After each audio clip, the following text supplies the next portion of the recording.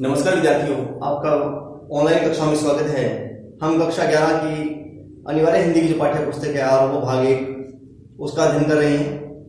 पहले हमने इसके अंदर जो 4 अध्याय हैं उनका अध्ययन किया काव्यखंड में, और आज हमारा जो 5वां अध्याय है भवानी प्रसाद मिश्र, तो इनके द्वारा जो रचित रचना है घर की याद, तो उसका आज हम अध्ययन करेंगे। तो भवानी प्रसाद मिश्र जो है वो एक कवि थे, और साथ ही साथ इन्होंने जो स्वाधीनता आंदोलन है तो उसके अंदर भी इन्होंने भाग लिया है। तो उसी का ही वर्णन कवि ने इसके अंदर किया है कि किस प्रकार से उनको घर की याद आ रही है। जब भारत छोड़ो आंदोलन में भाग लेने के कारण से ये कारागार में बंद थे, और घर की जो याद है हर प्रकार से उनको अपनी ओर आकर्षित करती है। तो इसी भाव को इन्होंने अपनी इस कविता के माध्यम से अभिव्यक्त करने का प्रयास किया है। तो सबसे पहले हम जो कवि हैं भवानी प्रसाद मिश्र, तो उनके जीवन के बारे में थोड़ा अध्ययन कर लें कि भवानी प्रसाद मिश्र का जन्म कब हुआ और कब इन्होंने असहयोग जो आंदोलन है उसमें भाग लिया। तो सहज संवेदना के सशक्त कवि भवानी प्रसाद मिश्र का जन्म 23 मार्च 1913 ईस्वी को होशंगाबाद मध्य प्रदेश जिले के टिगरिया नामक गांव में हुआ था। इनके पिता का नाम सीताराम मिश्र था। उनकी माता श्रीमती गोमती देवी सरल और भावुक महिला थी। उन्होंने बीए तक शिक्षा प्राप्त की, और ये उन्होंने यानी कि भवानी प्रसाद मिश्र ने 1942 के असहयोग आंदोलन में भाग लेकर ये जेल चले गए, और फिर कुछ दिनों तक वर्धा के महिला कॉलेज में अध्यापन कार्य किया। अध्यापन का मतलब होता है पढ़ाया वहां पे, कि जो वर्धा में महिला कॉलेज था वहां पे इन्होंने पढ़ाया, अध्यापन करवाया। कुछ वर्षों तक हैदराबाद से निकलने वाली पत्रिका कल्पना का सह संपादन किया। वे आकाशवाणी से भी संबद्ध रहे। 20 फरवरी सन 1985 को नरसिंहपुरा में उनका देहावसान हो गया। उनके द्वारा रचित कविताओं में दैनिक जीवन के सुख दुख व्यक्त हुए हैं। अब इनके द्वारा जो रचित कविताएं हैं उनके अंदर दैनिक जीवन के जो सुख दुख हैं तो उनकी अभिव्यक्ति सहज रूप से मिलती है। वे सरल सहज स्वभाव के गंभीर व्यक्तित्व के कवि थे।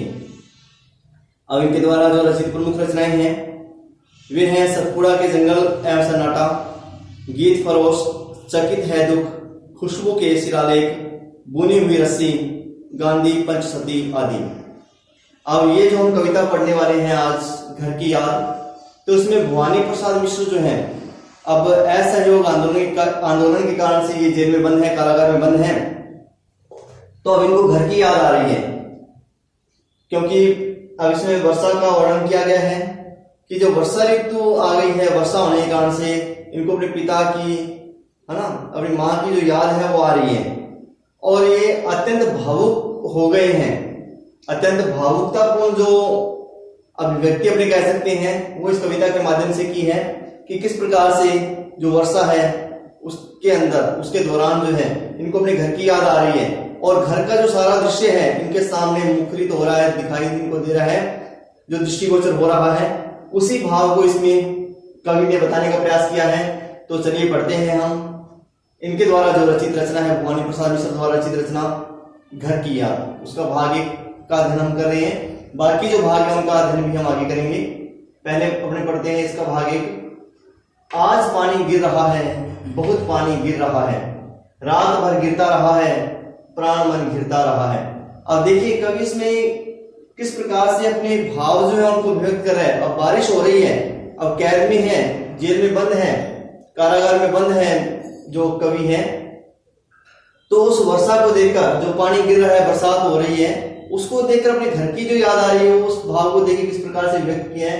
आज पानी गिर रहा है, कवि कहते हैं कि बाहर आज बारिश हो रही है, बहुत पानी गिर रहा है और बहुत तेज बारिश हो रही है, रात भर गिरता रहा है, और रात भर यानी कि रात से ही प्रारंभ हो चुकी है बारिश, और रात भर बारिश होती रही है, प्राण मन गिरता रहा है, और जिसके कारण से मेरे प्राण और मन जो है अपने घर के प्रति आकर्षित हो रहे हैं। मुझे मेरे घर की जो याद है वो आ रही है, गिरता रहा है। अब मेरा जो प्राण है और जो मन है, मेरी आत्मा और मन जो है वो हर प्रकार से घर की ओर ही आकर्षित हो रहे हैं कि घर पे न जाने क्या हो रहा होगा, बरसात हो रही है ना।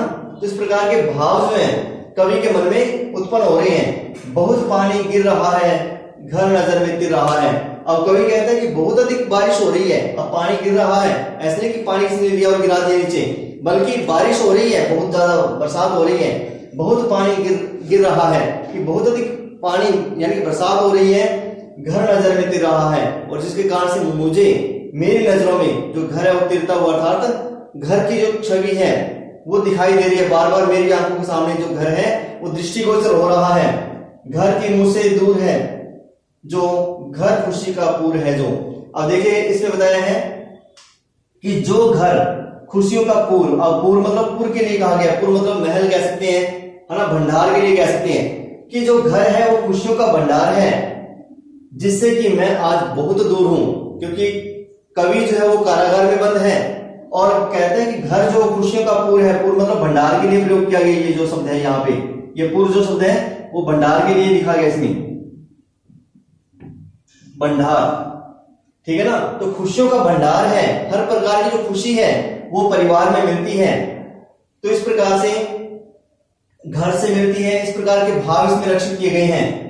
तो इसके अंदर इन दो के अंदर जो दो पैराग्राफ हमने पढ़े हैं, तो इनके अंदर जो अनुप्रास अलंकार है और साथ ही साथ यमक अलंकार का प्रयोग इसमें किया गया है। घर की घर में चार भाई, मायके में बहन आई, बहन आई बाप के घर, घर की घर में सब जुड़े हैं। अब इनके माध्यम से कवि बताना चाहता है कि घर की घर में चार भाई, कि जो मेरा घर है, अब अपने जो भाई बंधु उनके बारे में बता रहे हैं कवि जो है कि मेरे घर के अंदर चार भाई हैं, मायके में बहन आई, और मेरी बहन जो अपने मायके आई है, ठीक है ना, मायके यानी कि माँ के पास में आई है, बहन आई बाप के घर, और बहन जो है अपने पिता के घर पे आई है, घर के घर में सब जुड़े हैं। अब वो इस प्रकार से आई है कि घर में सभी होंगे, सभी भाई होंगे, सभी बहनें होंगी जिनसे मैं मिलूंगी आके। लेकिन क्या होगा, सब की इतने कब जुड़े हैं, चार भाई चार बहनें, भुजा भाई प्यार बहनें। अब कवि इसमें कहता है, अब यहां पे दिया हुआ है जो कि बहन आई बाप के घर, घर की घर में सब जुड़े हैं। तो यहां पे वो बता रहा है, कवि कहता है कि हर प्रकार से जो कवि की बहन वहां पे आई है तो उसको दुख की अनुभूति भी हो रही है, क्योंकि उसका भाई जो है वो एक भाई वहां पे नहीं है, जिसकी कमी जो उसको खल रही है, अर्थात उसको जो अत्यंत पीड़ित कर रही है। लेकिन सबकी इतने कब जुड़े हैं।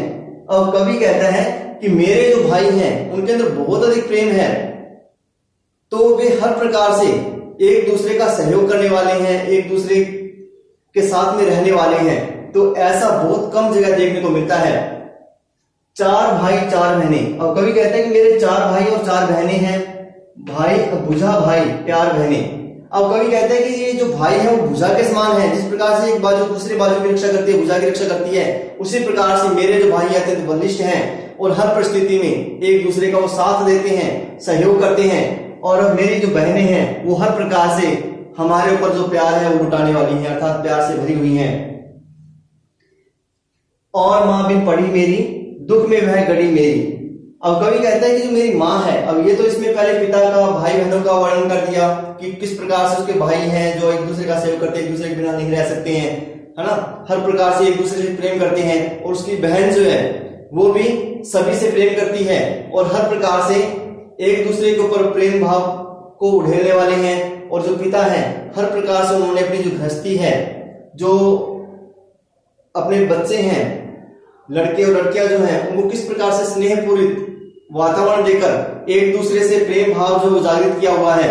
लेकिन अब इसमें कवि कहता है कि जो मेरी माँ है वह पढ़ी लिखी नहीं है, यानी कि अनपढ़ है, वो गृहिणी है, सिर्फ साधारण गृहिणी है।